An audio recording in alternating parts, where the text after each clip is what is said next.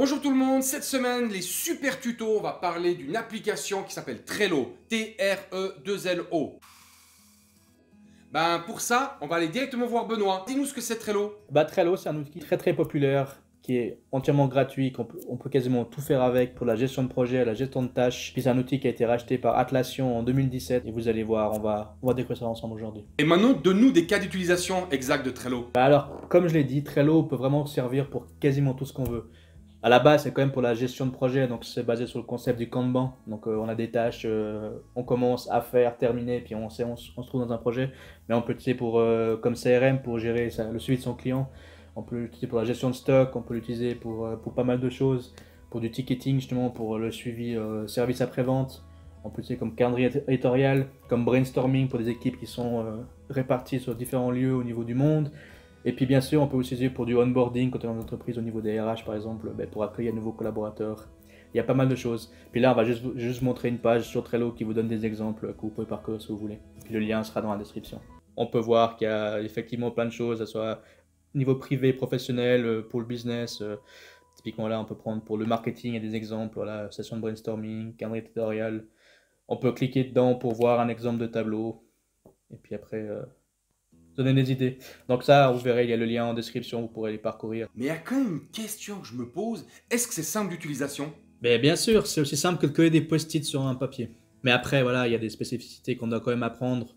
Puis quand on démarre, il y a des choses qu'on peut pas tout savoir. Typiquement la stratégie de comment bien monter son tableau, ou comment on va s'organiser dans son équipe, ou bien même comment utiliser les plugins. Donc on va voir qu'il y a aussi des plugins pour améliorer, des choses comme ça. Bon, ça, c'est toujours bien d'avoir des experts pour vous aider.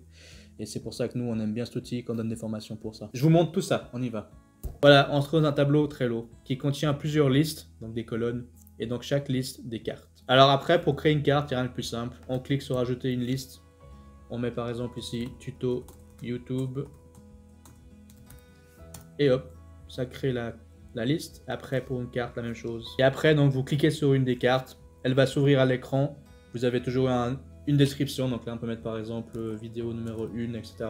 Et là il y a un langage qu'on peut utiliser qui s'appelle le Markdown si on veut mettre en gras et tout ça. Mais ça fera l'objet d'une autre vidéo ou bien d'une formation. Et ensuite, bien sûr, vous avez une zone pour l'activité. Donc là, si vous êtes plusieurs à travailler sur une carte, vous pouvez mettre un commentaire et puis dire voilà, comme sur les réseaux sociaux, vous pouvez taguer quelqu'un. Et après, on peut avoir une discussion. On peut aussi après rajouter des checklists. Donc si on a des tâches, on peut donner le nom à sa checklist. Et après ici, on peut mettre par exemple tournage, ou bien montage.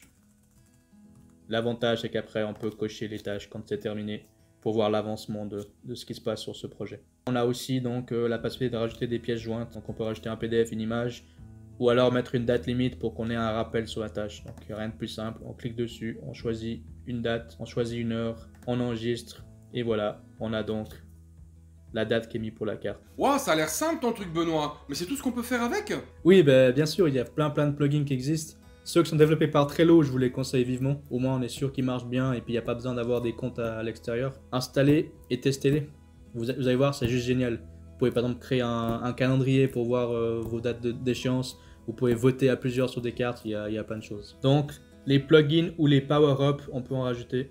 Là, typiquement, j'ai par exemple mis le calendrier. Si on clique dessus, typiquement, voilà, tac. Là, on voit donc le mode calendrier. Bon, bien sûr, j'ai pas beaucoup de tâches, mais là, on voit, j'ai mis une échéance au 30 novembre pour ma carte YouTube. Donc, on voit comme ça, dans un mode calendrier, ce qui se passe. Là, on peut directement créer une carte depuis l'agenda aussi. Donc, tâche X.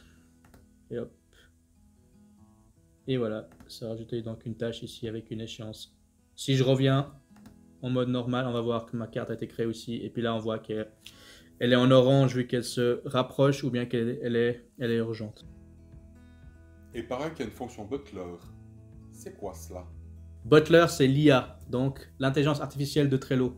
C'est un petit outil qui permet d'automatiser des tâches, d'avoir des rappels automatiques, de pouvoir déplacer une carte automatiquement, de rajouter une personne sur une carte automatiquement. Il y a pas mal de choses, mais on verra ça une autre fois. Bon, on a bien compris Benoît le fonctionnement, ça a l'air super, c'est très utile pour tout le monde. Mais ça coûte combien? Bah oui, c'est gratuit. Vous pouvez tout faire en mode gratuit. Après, il y a des fonctions premium comme tous les outils qui existent sur la planète, mais il n'y en a pas besoin. Quand vous êtes une petite équipe que vous démarrez, en gratuit, on peut vraiment tout faire. Les seules limites entre le payant et le gratuit, c'est les quantités ou le nombre de choses qu'on peut rajouter. Par exemple, on peut pas créer plus que 10 cartes sur un tableau. Ou bien on peut pas rajouter plus qu'un power-up en mode gratuit. Mais bon, c'est pas bloquant pour l'utiliser. Donc allez-y, testez, essayez. Et puis si vous avez des questions, n'hésitez pas à nous contacter ou à nous mettre un petit message. On vous répond volontiers pour vous aider. Excellent, bah, je suis très content d'avoir vu cette application. Je vous dis à la prochaine fois. Ciao.